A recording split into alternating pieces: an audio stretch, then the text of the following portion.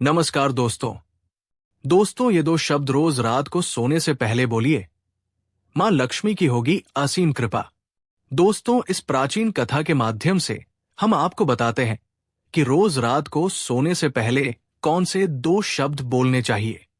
इन शब्दों का इतना महत्व क्यों है और ये दो शब्द बोलने से कौन कौन से फल मनुष्य को प्राप्त होते हैं, तो इसे जानने के लिए आप इस प्राचीन कथा को पूरा जरूर सुने। इस कथा को सुनने मात्र से ही मनुष्य के जीवन के सभी कष्ट समाप्त होते हैं। तो चलिए शुरू करते हैं। एक समय की बात है। प्राचीन काल में मैंगमकर नाम की अत्यंत शोभायमान नगरी थी। उस नगरी में सुनंद नाम का एक अत्यंत विद्वान ब्राह्मण रहता था। वो ब्राह्मण ब्रह्मचर्य व्रत का पालन करने वाला, अहंकार से रहित, वेद शास्त्रों में प्रवीण, जितेंद्रिय तथा भगवान श्री कृष्ण का शरणागत था। वो नित्य भगवान श्री कृष्ण की पूजा आराधना किया करता था। फिर एक दिन उस ब्राह्मण ने गोदावरी नदी पर स्थित सभी तीर्थों की यात्रा करने का निश्चय किया और वो कुछ साथियों के साथ तीर्थ यात्रा पर निकल गया। वो गोदावरी नदी के किनारे पर स्थित विरज तीर्थ, तारा तीर्थ, कपिला संगम, अष्ट तीर्थ तथा अंबिकापुरी आदि तीर्थों का दर्शन करते हुए वो विवाह मंडप नाम के नगर में पहुंच गया।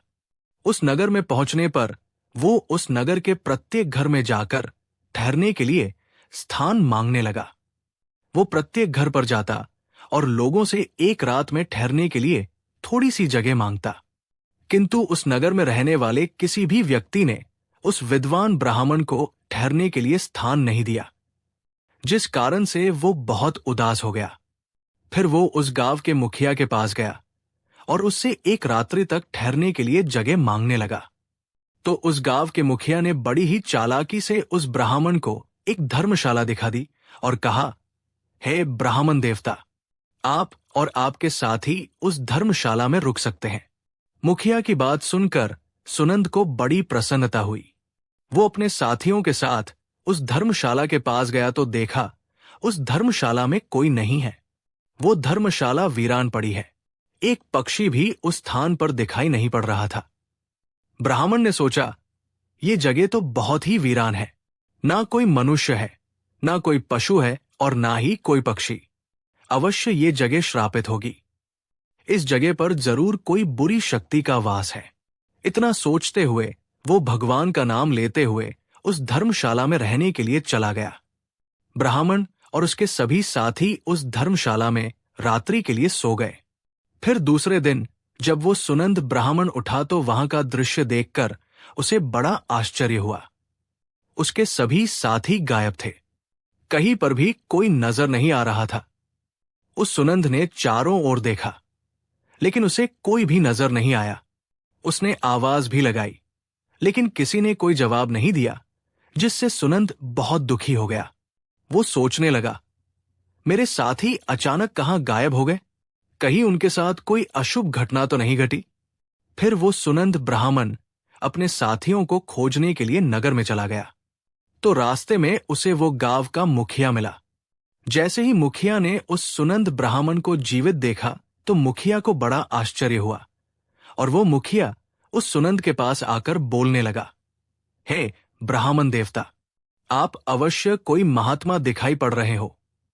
आप दीर्घायु और मनुष्यों में सर्वश्रेष्ठ कोई पवित्र आत्मा हो।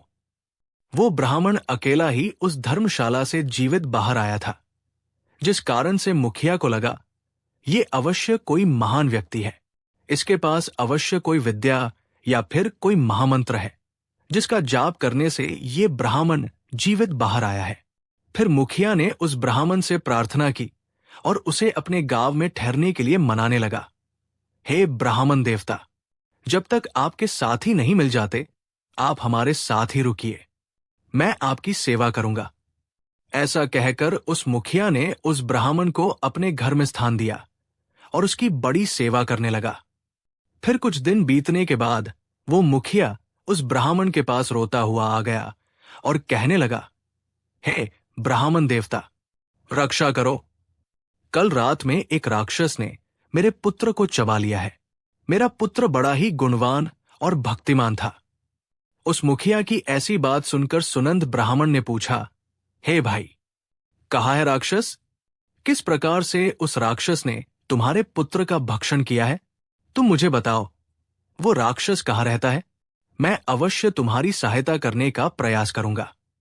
वो मुखिया कहने लगा, हे ब्राह्मण देवता, इस नगर के पास जंगल में एक बड़ा भयंकर नरभक्षी राक्षस रहता है। वो रोज रात को आकर इस नगर के मनुष्यों को खा लिया करता था। फिर एक दिन समस्त नगर वासियों ने उस राक्षस से विनती की कि वो इस नगर के लोगों को ना खाएं। हम तुम्हारे लिए भोजन की व्यवस्था कर देते हैं।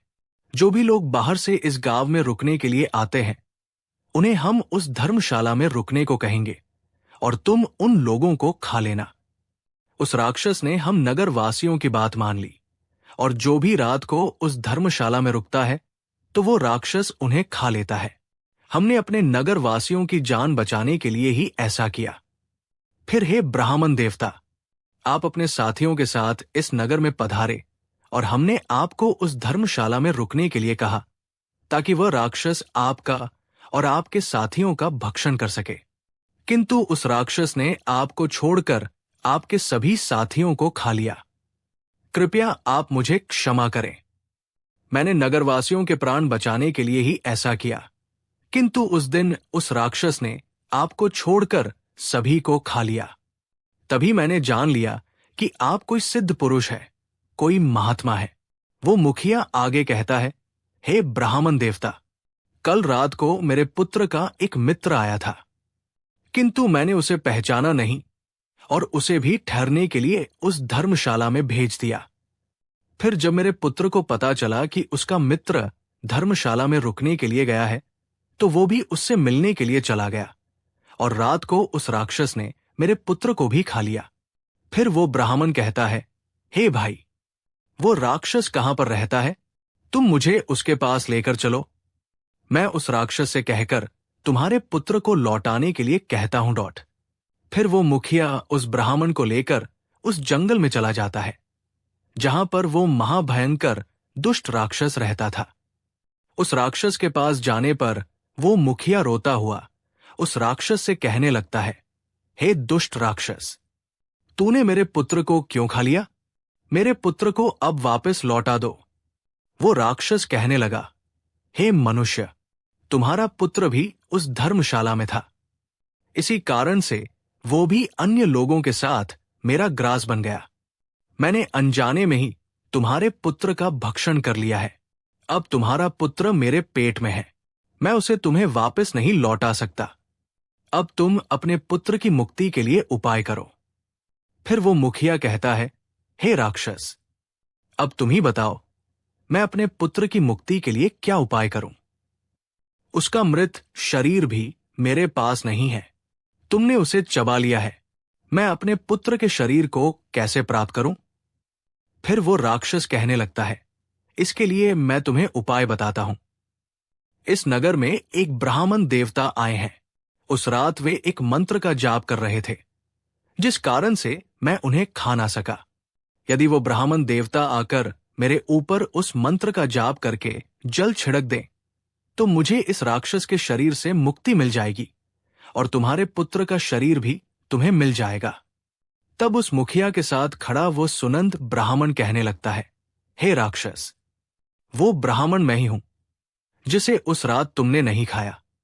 फिर वो राक्षस उस सुनंद की ओर देखता है और प्रणाम करते हुए कहता है, हे ब्राह्मण देवता, आपके दर्शन करके मैं धन्य हुआ। कृपया आप मुझे इस श्राप से मुक्ति दिलाओ। मैंने इस राक्षस का शरीर धारण करके बहुत पाप किए हैं। तब वो ब्राह्मण कहता है, हे राक्षस, तुम मुझे बताओ किस कारण से तुम्हें ये राक्षस का शरीर प्राप्त हुआ है? तब वो राक्षस कहने लगता है, पहले के समय में मैं एक किसान था। इसी नगर के पास में मैं खेती किया करता था। एक दिन मेरे खेत के पास में एक गिद्ध एक जीवित मनुष्य पर हमला करके उसे खाने लगा था। तभी उस स्थान से एक तपस्वी जा रहे थे। उन्होंने इस दृश्य को देखा तो वे दूर से ही उस मनुष्य को बचाने का प्रयास करते हुए उसके पास आ गए। तो वो गिद्ध उस मनुष्य को उठाकर आकाश में उड़ गया। उस तपस्वी को मेरे ऊपर बहुत गुस्सा आ गया और उन्होंने मुझे श्राप देते हुए कहा, अरे दुष्ट पापी मनुष्य, तेरे सामने वो गिद्ध उस कमजोर मनुष्य को खा रहा था, किंतु तूने उसकी सहायता नहीं की। तू तो नरक में जाने के ही योग्य है। जो मनुष्य समर्थ होकर भी दीन तथा भयभीत लोगों को कष्ट में देखकर भी उनकी सहायता करने नहीं जाता, उसे यमदूत कुंभीपाक नरक में गिराते हैं। जो शक्तिशाली होकर भी चोर आदि के चंगुल में फंसे हुए मनुष्य को नहीं छुड़ाता, वो नरक में जाता है और दूसरे जन्म में भेड़िया बनता है।